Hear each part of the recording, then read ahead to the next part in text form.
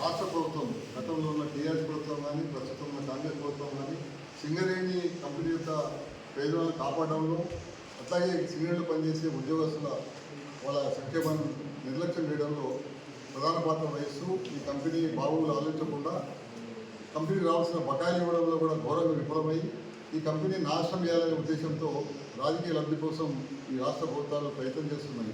ఇటువంటి పరిస్థితుల్లో సింగరేణిని ఆదుకోవడానికి కేంద్ర ప్రభుత్వం బిఎంఎస్ విజ్ఞప్తి మేరకు కాళీచర్ల బ్లాక్లు కేటాయించడం అనేది చాలా సంతోషించదగ్గ విషయము. దీనికి కేంద్ర ప్రభుత్వానికి నేను ధన్యవాదాలు తెలియజేస్తున్నాను. అట్లాగే ఈ అధికారులు మొట్టమొదటిసారి సింగరేణి చేతుల్లో రోడ్డు మీద దిగారు ఆందోళన వాళ్ళ డిమాండ్ల కోసం. ఇది మొట్టమొదటిసారి జరగడం. అయితే సింగరేణిలో ఉండే సమస్యలు అవుతున్నాయి. కొత్త బ్లాక్లు తీసుకోవడం లేదు.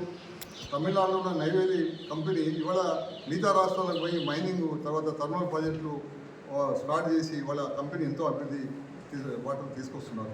కాబట్టి సింగరేణికి సమస్యల పరిష్కారం కావాలంటే మేము భారతీయ బస్సం ద్వారా డిమాండ్ చేసేది ఏంటంటే ఇది కోల్ ఇండియాలో దీన్ని మెర్జ్ చేయడం ఒకటే శాశ్వత పరిష్కారం. కోల్ ఇండియాలో 8 కంపెనీలు పనిచేస్తున్నాయి. ఇది 9వ కంపెనీ అవుతుంది. ఈ సమస్యలన్నింటికి పరిష్కారం అయిపోతుంది. ఈ రాజకీయ జోక్యం తగ్గుతుంది, నిధుల దుర్వినియోగం తగ్గుతుంది.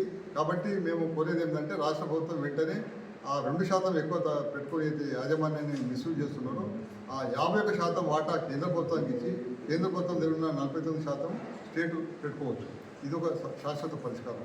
రెండవది 12వ వేతన ఒప్పందం గురించి మరి జేబీసీసీ వేయమని కోలిని యాజమాన్యం ఇంతవరకు కేంద్ర ప్రభుత్వం రాయలేదు. దానికోసం అని చెప్పి గత నెల నుండి మేము ఆందోళన చేపట్టాము. ఏబీకేఎంఎస్ బిఎంఎస్ ద్వారా ధర్నాలు అని చేశాము. నెక్స్ట్ రౌండ్లో ఆగస్టు 23 నుండి 31 వరకు దేశవ్యాప్త అన్ని కంపెనీల్లో పెద్ద సమ్మేళనాలు కన్వెన్షన్లు నిర్వహించి కార్మికులకు ప్రజలకు కూడా వాళ్ళకి జాగ్రత్త పరచాలని చెప్పి నిర్ణయించడం జరుగుతుంది. కాబట్టి కేంద్ర ప్రభుత్వము రాష్ట్ర ప్రభుత్వం కూడా కనీసము ఇక్కడ పెన్షనర్లు వెళ్తున్నారు. మేము ప్రయత్నించి 1000 మినిమం పెన్షన్ చేయించాము, కానీ అది సరిపోదు.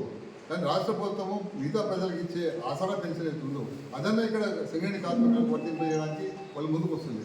అదన్నా వాళ్ళు చేయొచ్చు కదా. మేము కార్మికులు సింగరేణి ఇన్ని వనరులను నిధులను ఇంత దుర్వినియోగపరుస్తున్నారు, కానీ కార్మికుల కోసం ఏం ఆలోచిస్తున్నారు?